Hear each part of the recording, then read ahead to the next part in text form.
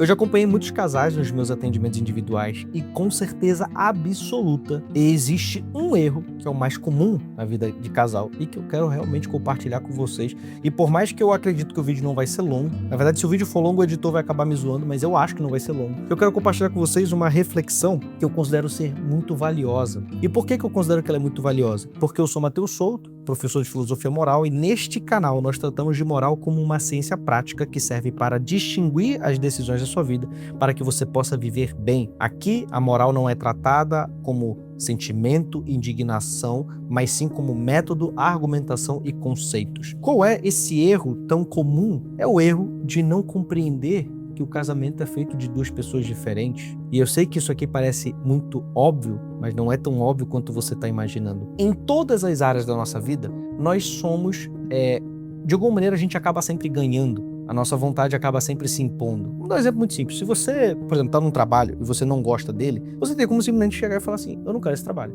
eu vou embora. Se um amigo seu for lá e foi desrespeitoso com você se levanta do restaurante, vai embora, fica ali um dia sem falar com ele, depois vocês podem se acertar ou não, enfim. Então, nas diversas áreas da nossa vida, é como se a gente tivesse acostumado a viver no império da nossa vontade. A gente pode até perder algumas ocasiões, mas no balanço a gente tá sempre meio que positivo, a gente tá sempre meio que ganhando. No casamento não é assim. No casamento, você confronta diretamente, cotidianamente, o próprio egoísmo, o próprio império dessa vontade. Por um motivo muito simples, você vai ser confrontado o tempo todo em praticamente tudo, e não porque o seu marido é ruim, não porque a sua esposa é ruim, mas simplesmente porque a própria convivência de dois seres diferentes vai tornar isso. Desde problema. Eu lembro muito bem que quando eu ia casar, eu ouvi, não era um conselho, a pessoa estava fazendo como um deboche, mas essa pessoa mal sabe que depois eu usei isso para ajudar muitos casais em terapia de casal e poder ver muitos casais felizes com isso. E eu dou graças a Deus por isso. Mas essa pessoa, eu lembro que quando eu falei que eu ia casar, e eu casei cedo, né? Tinha acabado de fazer 23 anos quando eu casei. E minha esposa tinha 22. Então nós éramos novos. A pessoa virou pra gente e falou bem assim, não, pra gente não, virou pra mim, né? Que ela não tava um dia. Falou bem assim, cara, no casamento tu vai ver que tu vai se incomodar com o jeito que a pessoa usa o garfo. Tu vai se incomodar com o jeito que a pessoa, ela usa o banheiro. E é curioso que, de fato, a vida de casal, ela te coloca em contextos em que você para pra pensar e realmente você se incomoda por coisas muito pequenas. Esse vídeo aqui, talvez a pessoa que não é casada, a pessoa que não tá num relacionamento há muito tempo, ela não vai entender muito bem esse raciocínio, mas eu sei que você que tá casado, você vai entender. A grande pergunta que sobra é por que isso incomoda? Por que a gente quer tudo o tempo todo do nosso jeito? Eu nunca esqueço de uma imagem que o Gustavo Corsão traz, que ele faz exatamente essa mesma pergunta. Por que uma tampa de como a garrafa foi posta, por que ela incomoda tanto? O casamento, ele é uma grande oportunidade de você desistir de ser o imperador e o reizinho do mundo. Ele é uma grande oportunidade para isso. Ele é o local, e ele é o único local, vamos dizer assim, em dimensão humana, que te coloca à prova, contrário, que te exige um sacrifício. Olha, eu vou dizer muito honestamente para vocês, nem a maternidade e a paternidade exige tanto assim.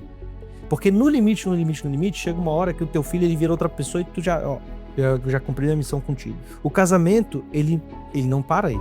Você sempre vai ter aquilo de compartilhar com a pessoa que você tá vivendo. Esse é o erro mais comum. É um erro implícito. Muitos casais que chegam irritados, cansados de ter discussão, eles não percebem que eles estão discutindo por coisas simplesmente que eles querem impor a própria vontade o tempo inteiro para outra pessoa. E eu poderia dar aqui inúmeros exemplos que eu já atendi disso. Desde, por exemplo, a esposa que está indignada que o marido chega e ele, por exemplo, vai lá, assiste o jogo dele lá do futebol 2 vezes por semana e ela não gosta disso. E aí quando eu pergunto, mas por que você não gosta disso? Simplesmente nunca consegue dizer, consegue só explorar preferências. Porque eu acho que ele deveria estar fazendo coisa melhor. Existe essa mania do ser humano. Como eu falei, nas outras áreas da vida, a gente consegue isso. A gente consegue fazer as coisas do nosso jeito. A gente consegue impor a nossa vontade. No casamento você é confrontado com isso. E bom, existe essa forma de você o tempo todo viver o casamento cobrando a lógica de quem tá cobrando, ou você pode viver o casamento como uma espécie de liberdade e compreender que o outro é diferente de você e, portanto, ele vai ter gostos, preferências, hábitos, comportamentos diferentes de você, de uma maneira que não necessariamente entra num dilema moral. Esse assunto, ele tem uma relação muito próxima com a moral por um motivo muito simples, né? nós tendemos a levar muito a sério os nossos gostos.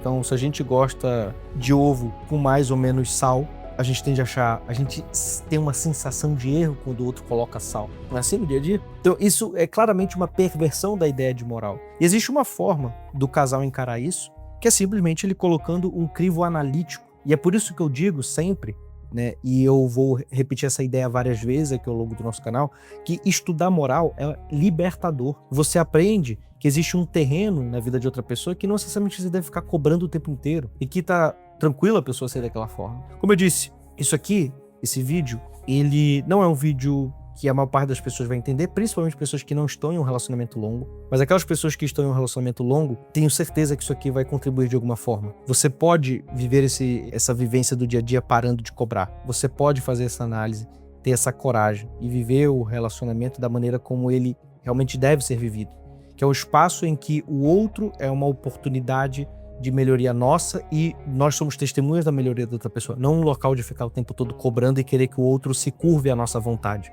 Bom, se você gostou desse vídeo, eu te convido a compartilhar, seja com amigos, seja com, enfim, algum casal que você conhece. Quero lembrar que este vídeo não tem o intuito de ficar acusando nenhum de vocês, pelo contrário, esse canal tem o objetivo de usar da ciência moral para iluminar os critérios, os discernimentos, para que nós possamos viver cada vez com mais liberdade e para que você possa tomar as melhores decisões. Se você gostou desse vídeo, eu te convido a se inscrever no meu canal e eu te espero no próximo vídeo.